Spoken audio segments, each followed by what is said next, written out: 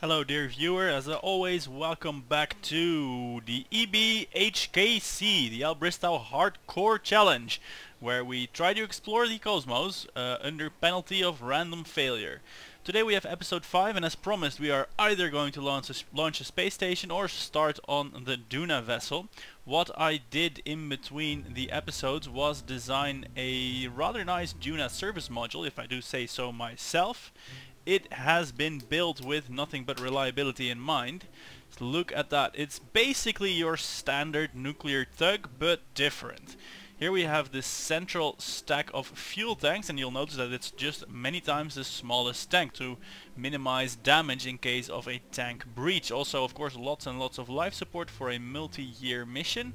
Solar panels all around, of course the smallest one, so that if a few fail it's not a problem. Same deal for the batteries, and 4 nuclear engines, 2 to use on the way there and 2 to use on the way back, because these things only have a estimated useful life of 10 to 20 hours, and trying to patch them up and refire them and then have them break and fix them again many times after like a year is not something I want to do. So this is something I would very much like to see in space. What is the next step in that endeavor? Putting a fairing around it. Unfortunately, the fairing base adapters that we have are the small ones. The large ones are not available yet. They are in a science node that requires 90 science. So we're going to get 90 science in this episode. How, you ask? We have our active contracts here. Duna and Ike are not in the cards today. So we're going to rescue Dirtree. That's well and good for the money and our space station mission idea thingy, but it doesn't give us science. So let's have a look at the available contracts, and I had a look already. We can test the the TRXL stack separator in orbit around Kerbin at an altitude between 83 and 85 kilometers. So that will net us 112 science, which would be enough to unlock the fairing component. So we're gonna do that. So accept the contract and mosey on over to the VAB, where we shall proceed and bring up our space station cum rescue vehicle, Safe Haven. Now, as a side note, cost is not really an issue at this point. This rocket is to cost 32 grand and we have about 700,000. This is it, humble but functional. Same design philosophy as the Duna service module, lots of different tanks, so it will be a little bit more durable. It has docking ports for resupply missions, which will be needed because of course we are working with limited life support. Now then, the docking ports we will now occupy with these stack separators. Oh man, they're heavy. I'm now doubting if that's actually the smartest thing to do. Let's see how much delta V penalty that incurs. Oh, actually not that much. So yeah, we can do it like this. Let's get a separate stage for them and put that all at the top so we can just fire that under controlled conditions. So the rest of this rocket, a fairly straightforward booster with 4 solid boosters throttled to just a smidgen over half. That will get us most of the way out of the atmosphere on the way to orbit, and then the rest, the space station has about 1 kilometer per second of delta V, which it will utilize to finalize the orbit rendezvous with the Kerbal in that is currently stranded, and that will then proceed to use the top escape capsule to go home again. Now the station is built up, it's a little bit hard to see, but this capsule also functions as an escape pod, albeit it has no propulsion of its own. So, but if we ever expand this space station for whatever reason, then we could use this as an escape module. For now though, it will be occupied by, what did we do? It will be occupied by Bill. And it doesn't have the life support capacity of the Duna mission, but it should still be good for a good several months. Right, so Safe Haven, that's it. Launch sequence, then we fire that one, and then later this bit. Yeah, that's all good. So let's proceed to the launch pad, where, what was it, Gertrude? The orbiting unlucky Kerbal has been waiting for quite a while. Wow, how convenient. That is in like a perfect equatorial orbit. Dirt tree Kerman at an altitude of 121 kilometers. Now recall that we need to test our separator at like 85 kilometers. Nah, this is close enough. I'm going to establish... Wait, he will get over here. I can launch pretty quickly. I want to launch behind him. Then I can establish orbit at 85 kilometers and catch up to him, test the things. Yeah. It will be easy regardless to get a encounter. I want to be behind him, so I'm going to do just a little bit of time warping. Now I will be behind it. That's my favorite way to do a rendezvous, because then I can just overshoot, have all the altitude in the universe, literally, to go higher than it, and only like 20-30 kilometers to go lower than it. So that's my preferred way of rendezvousing.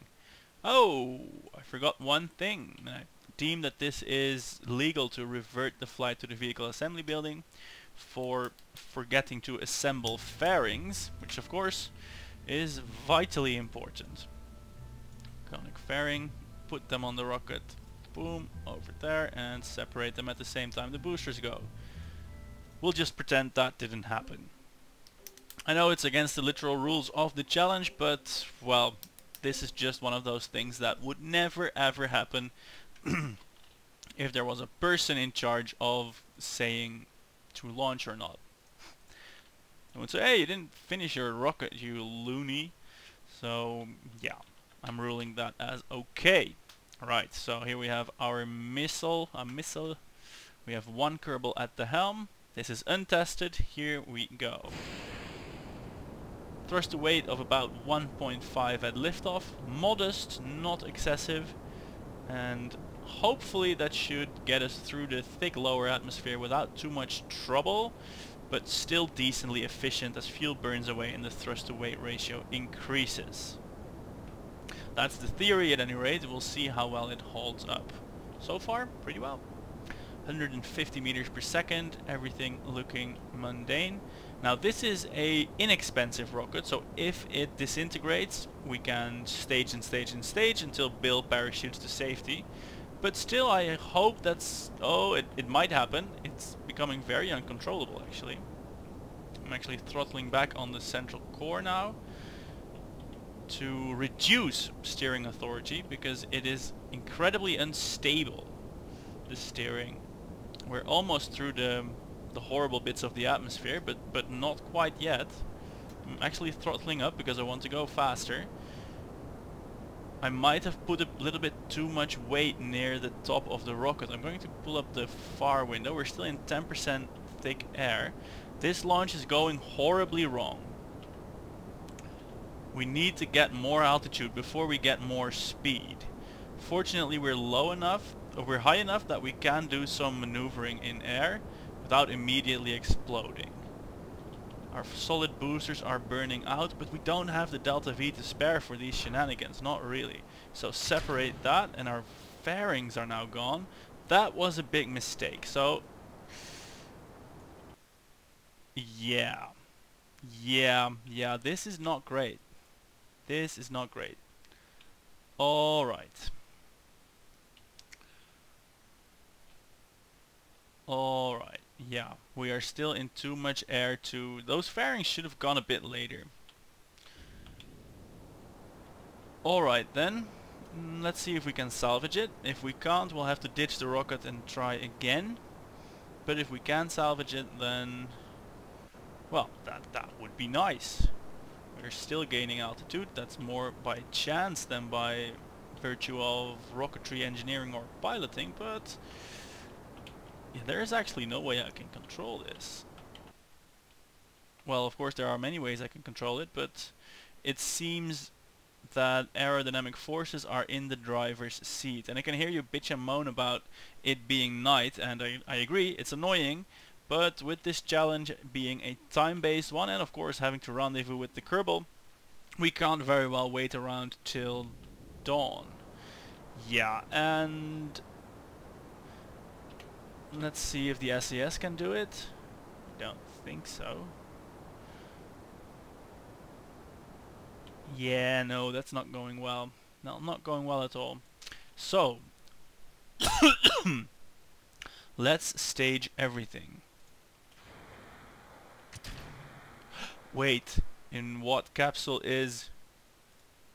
Oh my god, he's in the right capsule. It actually doesn't matter because they're both re-entry vehicles. Bye expensive space station. And... yeah, everything is deployed now. So, now we just have to wait until we are down in the water, and I feel we can use time warp for that.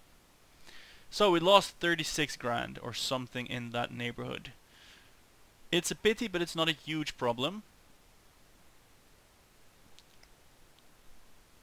And Bill gets to live. Let's throttle back the time warp for the parachute deployment. We're gonna fix the rocket by attaching the wings to the central core instead of the boosters, and adding some girders to the experimental decouplers with struts to stabilize the rocket a little bit more at altitude. Well, not at altitude, but in the vertical orientation. I'm not sure about the girders. They will make the fairing really big, but I'm not sure if that's an aesthetic problem or if that will actually increase drag. Actually, a little bit more drag would be worth the price of having a non-flobbering rocket. Yeah, that's what we're gonna do. We're gonna build a scaffold around the rocket so that we may have stability. Yeah. So, recover this. That was a big failure, and Kerbal Guy in orbit will have to wait a little more. Oh, we even got some funds back. Great. So, let's modify our missile. So these things, they're gonna go here. So that we still have these when things start going wrong. Let's see, I might be able to strut them just from here. Yeah, that might be a better idea. That way things remain a little sleeker. And we are going to separate them later, because that happened too soon. After the boosters. The boosters they could have done with a little bit more kick, and then I can throttle back the liquid engine. They're all at 70 now, yeah, so let's try that again. We have some money to burn. We don't have to worry too much, and if we perform the mission, we will, well, get paid and we will be still rich. Okay, we're still behind Dirtree. That's wonderful. I'm just going to call him Bertrand or Gertrude or whichever. Right, let's try this again. Go. Alright, let's start a slight pitch over. It's always a little difficult with the solid boosters because you really don't have control. Of course, it's well, all our control authority comes from these winglets and from the gimbling engine in the center stack. Yeah, now they are definitely more powerful than before, and I've throttled back the liquid booster to 1/3 throttle. And I'm still being careful on the flight stick. These winglets, we're still in very thick atmosphere, so they have bite. They will swerve the whole rocket around, no sweat. Okay, we're supersonic. Our boosters are on the cusp of burning out already. That's the trade-off you get for, well, more power is less burn time. Everybody knows that. But everything is looking a lot better. We're at 12-13 kilometers, pitch over 45 degrees, and approaching Mach 3. Well, just crossing over Mach 2 really. So 700 meters per second, still gaining altitude, and that's the boosters gone. So now we're on the center liquid engine, and it may not be up to task. It is accelerating, but it's not doing so quickly. Fortunately, we have some time on this booster, and we are through the thick of the atmosphere. So I think we will be okay, but I may have underspec'd this rocket slightly. More so because of course we do need to rendezvous with Gertrude, Bertree, whatever its name is. Anyway, we're out of the woods. We are in increasingly thin air. We have 156 days of life support remaining, so well, we are definitely looking at a resupply mission, and that's when we can try our hand at robotic craft. Or if we don't feel like it, we can just bring Bill back down out of orbit. But of course that's all looking into the future. Now we have to first get into orbit, to test the stack separator so that we may unlock larger and better fairings, and to rescue Gertrude. Bertree? I forgot his actual name. Right, anyway. Well, let's now add an alarm for a transfer window to Duna, which will happen in 51 days. It's actually quite a nice window. That will give us time to do an unmanned transfer window, and I'm going to assemble the Duna vessel in 2 launches, one for the service module that you have seen the blueprints of in the vehicle assembly building, and one for the landers. And I'm thinking of deploying a small satellite around Duna, possibly also Ike. These satellites can be made very light after all. Of course we shouldn't linger too long in low Kerbin orbit, because now that we have durability and reliability issues, leaving ships to just stew for like a year is bad form.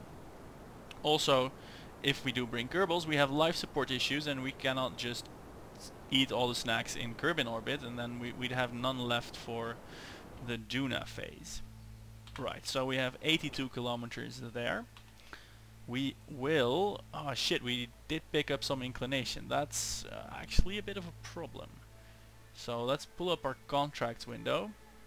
Separator is 83.5 to 85.1. So if we from here make our apoapsis 90, we will pass through that altitude sweet spot. And everything I was saying about preferring to be behind the Kerbal so that then I can go slower is of course complete balderdash. I prefer it when the Kerbal is behind me in a non-sexual way, because then you can rendezvous by going slower. Oh well, brain fart, now we're in the horrible position. But we didn't overshoot and get a terribly large apoapsis, so we can perform a rendezvous by going slower, even if slightly. Or we can perform a rendezvous by going a lot faster, and thus get caught up by the Kerbal even though it's now ahead of us. Jesus, words are not sufficient for these crazy maneuvers. Or they are, and I'm not. Also a distinct possibility. Whatever the case, it is now time to time warp for 30 seconds. That's not a long amount of time warp at all. But what we can do is separate these fairings, of course. They are now useless. Here is our fledgling space station. You can barely call it a space station, really. It's just a capsule with a bit of fuel, some batteries and solar panels, and a warp drive. At least that's what these hoops remind me of. Of course, they are sadly only experimental decouplers. We are, by the way, now in the phase of the space program where we are making 1,000,000 orbital debris pieces, because everything we now drop actually stays behind. Right. So we are in stable orbit, whoop the doop, and now we have to correct our inclination, and it is hideously expensive to do so from low Kerbin orbit, but I'm still going to, just because this is the small solar system and delta V is like play money, you can spend it at will. And we have about 1 kilometer per second in just the station, if I can call it that. So we can muck about with that. Right, so now we are going to fast forward time until this says green, and then we will finish our test TRXL stack separator test. And we will also try, no, we'll not try and snag EVA sciences, that's terrible. Alright. Here we go. Decouple. Did we do it? Did that do it? Why didn't that do it? Does it has to be done through the staging menu? I recall if you put a Kerbal on the... Oh, inspect, no damage. Can we do the test with the Kerbal? Like, run the test? Or... Okay, I'm gonna try and do it through the staging menu, and hopefully then it will work out. Yeah! Has to be done through the staging menu then. We're making space debris and we're happy doing so. Wonderful. We got paid. Alright. Alright. Time for our maneuver node, because now we are working on rendezvousing. Fortunately our solar panels are catching rays. The battery capacity on this is just over 22 hours, which of course is way long enough for anything in Kerbin orbit, because an orbit takes about 30 minutes. Look at that majestically floating space debris. Hoops are like a race course for tiny ant probes. 6 minutes until the node. Let's warp that. Then we can correct our wobbly launch inclination and meet up with Gertrude.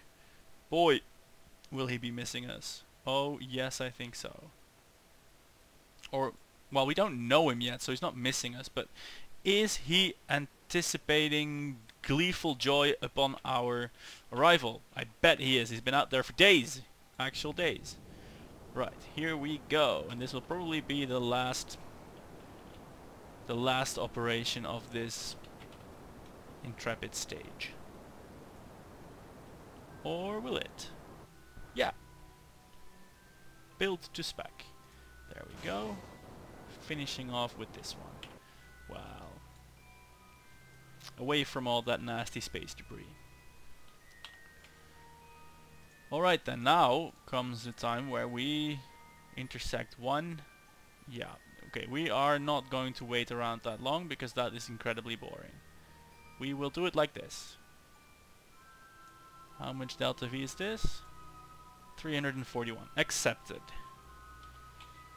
So we could have done it like by spending 10 from here or 30 or something and spending many days, but this way we spend probably about 600 because we're now accelerating. We're now adding 300 and then we're going to have to subtract 300 to, you know, rendezvous with it. But then we'll do it in one orbit, which is like 30 to 40 minutes. I think we owe Bertrand Gertrude that much. I think this station actually looks fairly handsome. We've got 2 long-range antennae and 4 medium-range antennae. And who knows, maybe it will be useful one day. At least it will be a nice experiment with life support, reliability, and the DangIt mod.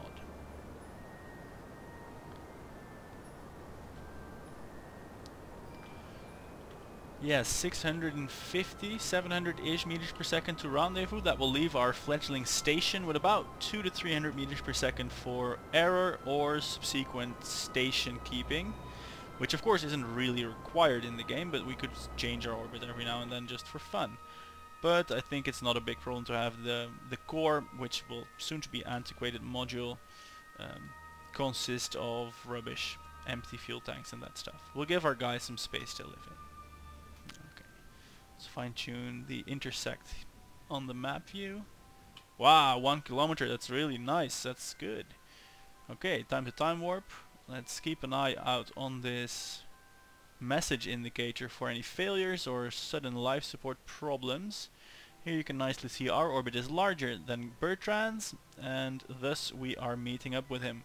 He is going to complete another whole orbit and we are completing a half one. And then through the magics of mathematics and this very nice tool built into the game, we are now suddenly very close together. And I've waited too long because, oh my god, we need to slow down and that will take me some time.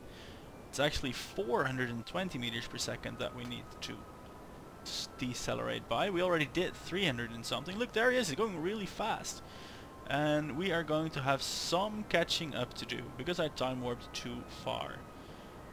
We actually will probably drain this ship of all Delta V, which is not a problem because I think, yeah, Dirt Tree Kerman is now ours to control as well. So if we get in the neighborhood, he can use his jetpack RCS to you know, get really close and come in for docking.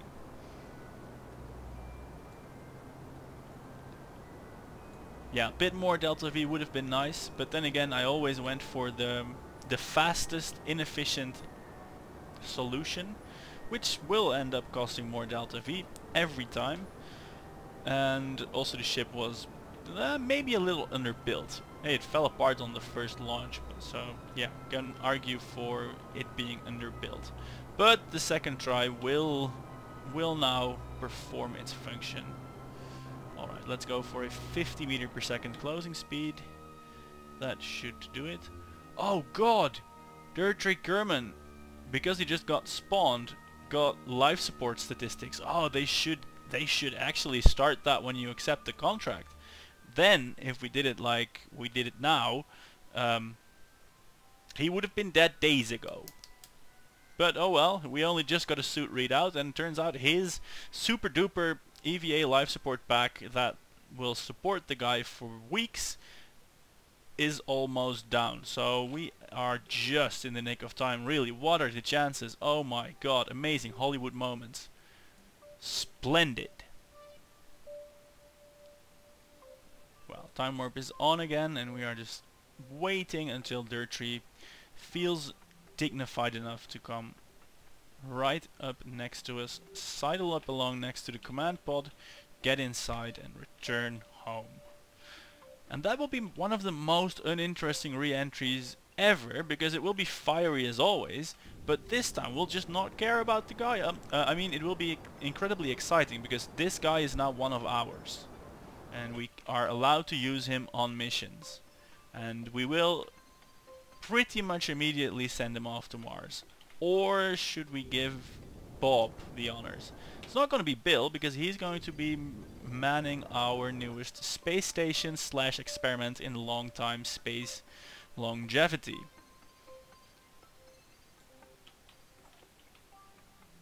Yeah, decisions. Life is hard if you're a Kerbal. I think no one will dispute that. Life is definitely hard if you're a Kerbal. Right, come on. Come on, Dirt Tree. Get over here. I'm being inefficient again. I'm not paying attention to what I'm doing. Yeah, and that 300 meters per second of spare Delta V that I was talking about, we're not having that. We're not having that. But doesn't matter. There we go. 15 towards. Actually, let's just put it at 30 towards and then switch to the poor man.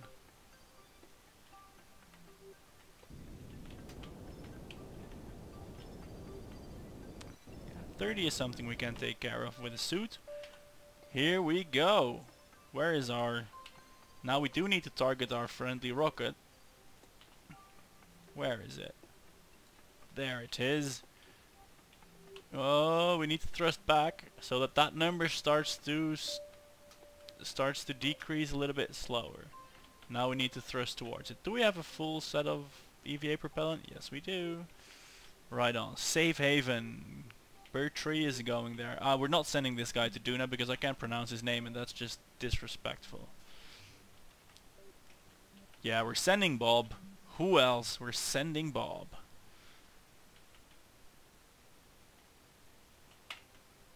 .300 more meters to safe haven, and that will mark the beginning of our space station endeavor. I'm not sure if that will ever be continued in any fashion, but who knows. Oh shit, slow down, or at least dodge. Oh, what? That is some targeted deceleration, if I do say so myself. That just zoomed up right there and stopped. Amazing. Right, so get on in. We're not even gonna say hi to Bill. Dirt Tree is... Yeah, we have fuel, we have... Yeah, we have food, water, oxygen. Hey, we might transfer some of that to the station, because surely we don't need all that food. Oh wow, then we have to find the empty canister. Not a lot has been consumed anyway. Right, the life support stores have been adequately slashed because we have now 2 guys on board, but of course one of them is going to kick off right this second, so decouple that. Bye bye. Bill is now completely self-sustained. Let's see about, yeah, let's forget about Bertrand for a second and just deploy these nice antennae. Activate and target mission control.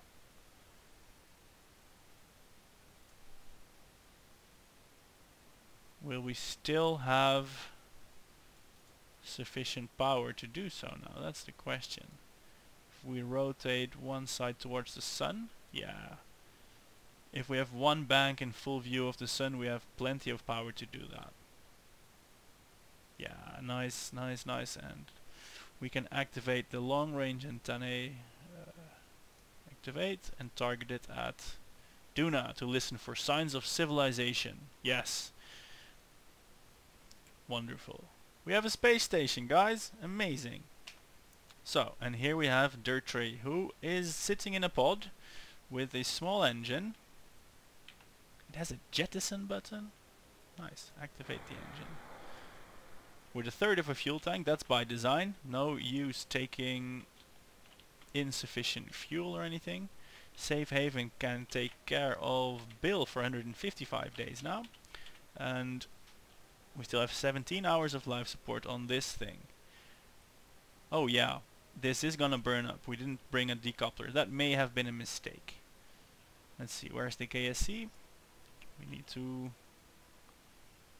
wait a little bit so that we land near... No, we don't need to land near the KSC. What madness is that?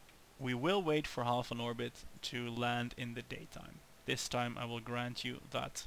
It will cost me my score, my time for full completion on the challenge, but we'll at least have a nice looking re-entry.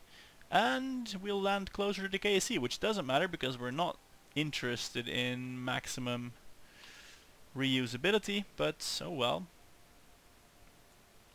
It never hurts. A few more dollars. Who knows, a few missions down the line, we might really want that. Alright, thrusters engaged. Let's have a look at what our periapsis is going to be saying.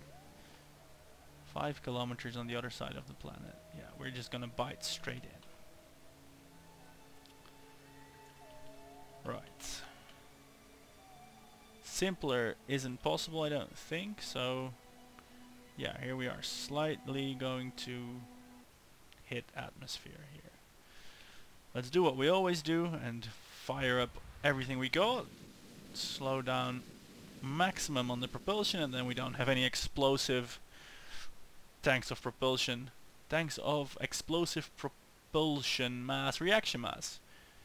Propellant is the word I'm looking for. We are not sitting on a tank full of explosive propellant. And it doesn't matter in the game, but, you know, peace of mind is important.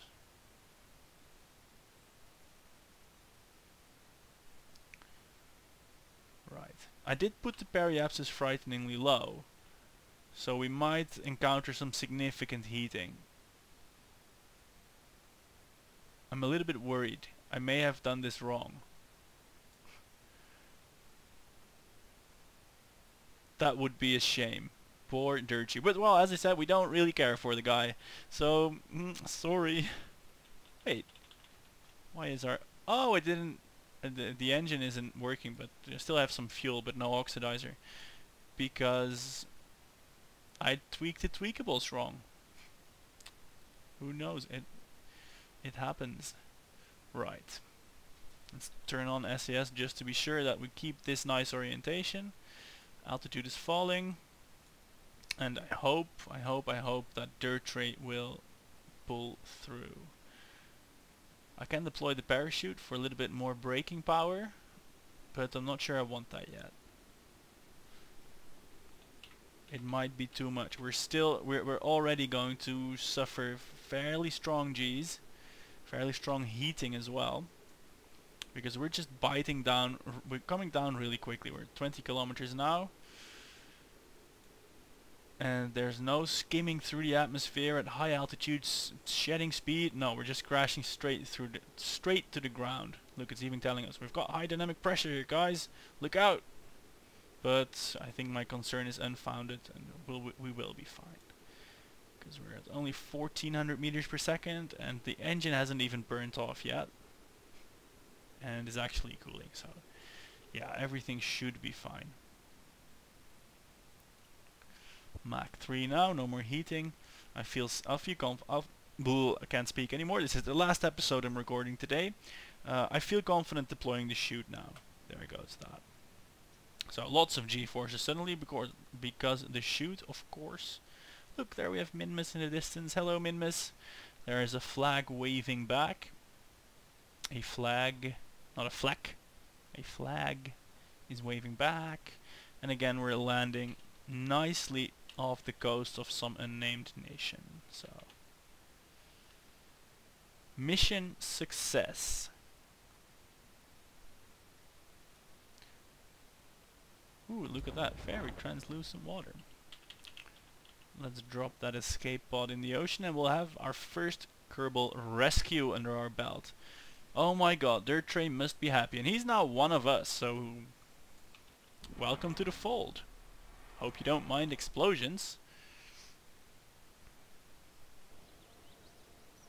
And now we have 815 bucks. Wonderful.